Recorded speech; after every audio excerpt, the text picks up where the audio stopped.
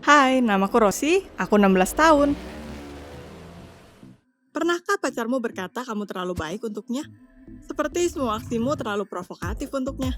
Tonton sampai akhir dan kamu akan temukan apa yang bisa terjadi jika kamu terlalu santai dan mengejutkan pria dengan petunjukmu. Aku selalu mencintai hubungan ekstrem. Hal yang paling penting adalah tidak menjadi bosan. Aku bergaul dengan pengendara motor, pecinta adrenalin, bergaul dengan pria yang tidak begitu baik. Sampai suatu hari, aku terlibat masalah dengan salah satu dari mereka. Aku harus menghabiskan malam di kantor polisi, di mana orang tuaku mengeluarkanku. Jadi aku memutuskan untuk mencari pria yang lebih bisa ditebak. Aku mendaftar di sosial media untuk menemukan kutu buku yang kalem, yang dengannya aku akan selalu tenang dan tidak akan terlibat dalam masalah. Aku tidak keberatan. Aku mengirimkan pesan yang sama ke semua pria yang baik. Hai, aku menyukaimu. Ayo mengenal satu sama lain lebih baik.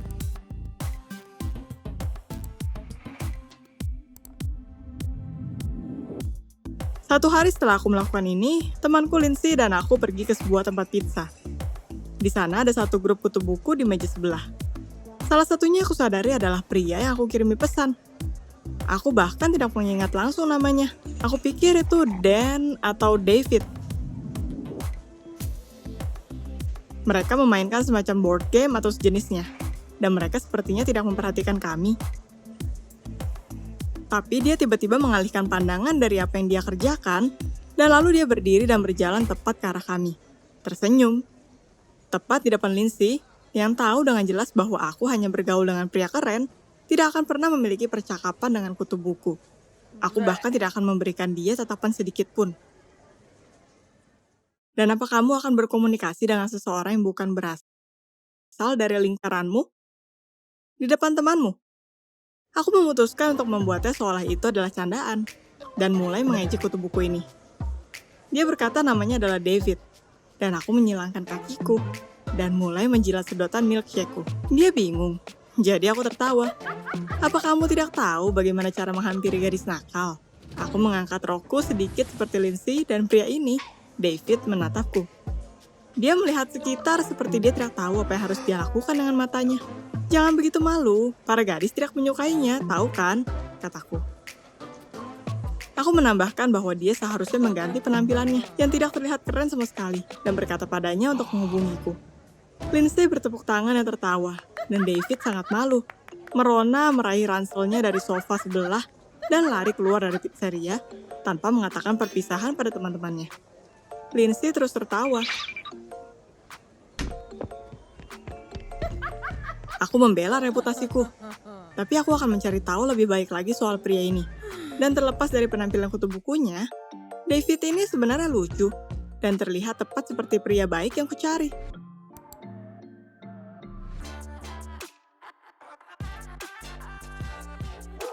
Lalu aku mencari alamatnya di internet dan pergi ke rumahnya tanpa peringatan. David sekali lagi sangat kebingungan, bahkan ingin membanting pintu di depan mukaku dan kabur lagi. Kali ini ke dalam rumah. Jadi aku menyarankan kita untuk berjalan-jalan. Dia setuju. Aku menunjukkannya beberapa tempat keren di mana aku biasanya bergaul dengan pecinta adrenalin. Sebuah rumah terbengkalai yang mungkin dihantui, dan kita mengambil banyak selfie di dalamnya. Aku menunjukkannya beberapa tempat menakutkan di mana biasanya aku bergaul. Sebuah loteng terbengkalai, di mana kamu bisa mendengar jejak langkah atau deritan. Sebuah ruang bawah tanah dengan bekas darah kering. David berkata dia tidak percaya dengan hantu, tapi dia menyarankan untuk menyetel kamera dan memeriksanya apakah di sana ada kegiatan paranormal. Lalu kita pergi ke alun-alun. Kita berjalan, berbincang, dan membeli es krim. Dia berbicara tentang hobinya. Dan lalu itu menjadi sangat panas. Kita kebetulan berada di dekat air mancur. Jadi aku mendorongnya ke air mancur, dan lalu supaya dia tidak merasa tersinggung, aku melompat juga. Kita basah, tapi itu menyenangkan. Akhirnya aku menciumnya. Aku menyadari bahwa aku suka berada dekat David, sesuai seperti apa yang kuinginkan. Aku merasa tenang dan percaya diri, dan dia sangat baik. Aku harus menceritakan ini dengan Lindsay. Kita bertemu di tempat pizza, dan aku menceritakannya tentang David. Aku menjelaskan semua ini dan Lindsay mengingatkanku bahwa si kutu buku ini mungkin adalah orang mesum. Aku mendengus, tapi memutuskan untuk memastikannya.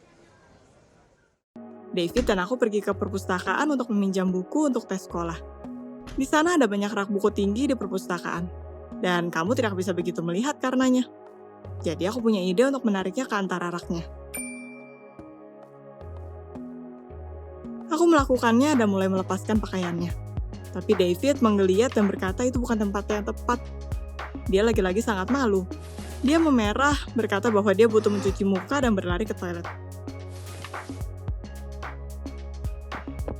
Lalu aku mengambil ranselnya, dan darinya terjatuh majalah 18 tahun ke atas.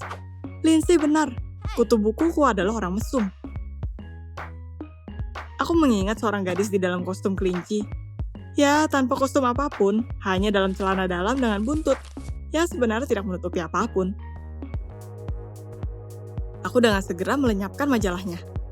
David tidak mengerti, tapi aku menghubunginya beberapa hari kemudian untuk menolongku dengan kelas biologi. Dia setuju. Ketika dia masuk dan mulai menjelaskan biologi, aku duduk di depannya dengan pose menggoda.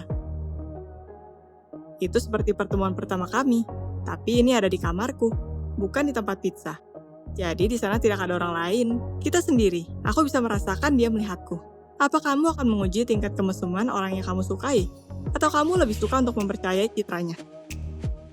Tatapan David terus teralihkan, dan dia tergagap dalam penjelasannya, sampai dia menjatuhkan bukunya. Mereka berantakan di lantai, dan dia permisi dengan suara bergetar dan membungkuk untuk membereskannya. Itu adalah saat yang tepat. Aku berputar sehingga dia bisa melihat ekor halusku yang aku tempelkan pada diriku. David membeku ketika dia melihatnya. Dia menjatuhkan bukunya lagi, yang menjadi lebih berantakan dari yang pertama kali. Lalu aku meraih pinggulnya dan menariknya padaku, jadi dia ada di sebelahku. Tangannya menyentuh buntutnya, tapi David langsung mundur, seperti dia telah menyentuh panci panas, dan bukannya hewan berbulu. Aku terus memeluknya, dan dia dipenuhi dengan bintik merah. Dia segera menarik diri, meraih selimut dan melemparkannya padaku. Dan lalu dia langsung pergi, melupakan bukunya. Setelah pengecekan ini, aku merasa buruk.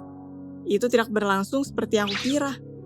Aku mencoba lagi untuk mengambil kesempatan, tapi itu tidak berjalan seperti yang aku bayangkan di dalam imajinasiku. Aku tidak bisa mengerti kenapa David melakukan itu. Tidak ada satupun dari mantan pacarku yang akan melewatkan petunjuk seperti itu. Aku rasa orang seperti David bukan untukku. Dia terlalu lurus, dan aku tidak. Aku mungkin seharusnya tidak pernah mencari pria seperti itu, dan berusaha untuk dekat dengan mereka. Dan karena beberapa alasan, aku menyesal itu terjadi pada David. Aku mengumpulkan buku-bukuku dan pergi ke perpustakaan, di mana kita biasanya bergaul setelah sekolah, dan David ada di sana, seperti biasanya, menghafal. Dia langsung merasa malu ketika dia melihatku. Dia bahkan mengambil barang-barangnya seperti dia akan kabur. Tapi aku dengan segera menghampirinya, dan menarik bukunya keluar dari ranselku. Aku berkata aku hanya ingin mengembalikannya. Dan aku mengangkat bahu, berkata aku minta maaf tentang apa yang terjadi. Aku tidak bermaksud mengejeknya atau membuat candaan tentangnya. Jika itu tidak menyenangkan untuknya, maka aku minta maaf. Aku tidak akan memaksanya, dan mari kita lupakan itu. David mendengarkan dengan tenang, dan bahkan berhenti menjadi gelisah. Seperti dia akhirnya sudah mengumpulkan keberanian untuk mengatakan yang sejujurnya. Dia berbalik dan berkata bahwa dia kabur bukan karena itu tidak menyenangkan, tapi karena dia merasakan hasrat yang besar, dan dia tidak pernah memiliki pengalaman seperti itu dan hubungan seperti itu. Aku menyarankan agar kita mencobanya lagi, tapi David menolak, berkata bahwa denganku dia tidak siap, bahwa dia takut untuk mengacaukannya. Dia berkata aku terlalu baik untuknya, dan dia mungkin membutuhkan tipe gadis yang lain. Tentu saja itu sedikit membuatku tersinggung, tapi aku menerima pilihannya. Lagi pula aku sudah bereksperimen dan menemukan kutu bukunya, bukan? Kita memutuskan untuk berteman. Kita sering bertemu di perpustakaan, terkadang kita berjalan bersama, dan hanya berbicara, pergi ke bioskop, dan lain-lain. Kita menaruh kamera video di rumah tua yang terbengkalai, dan kita tidak pernah menangkap hantu, hanya beberapa kelelawar dan kucing tetangga yang berburu tikus. Aku juga menarik kesimpulan tentang hubungan. Walaupun kenyataannya David dan aku tidak pernah menjadi pasangan, aku memutuskan bahwa aku seharusnya tidak menandai pria sebagai kutu buku atau tipeku hanya karena penampilan dan perilakunya. Aku memutuskan untuk mengambil langkah yang lebih bijaksana untuk hubungan. Aku harap lain kali aku akan berhasil. Ya, aku akan mencoba untuk tidak bertingkah terlalu provokatif. Itu bukan selera semua orang. Like, subscribe, dan tulis komentarmu.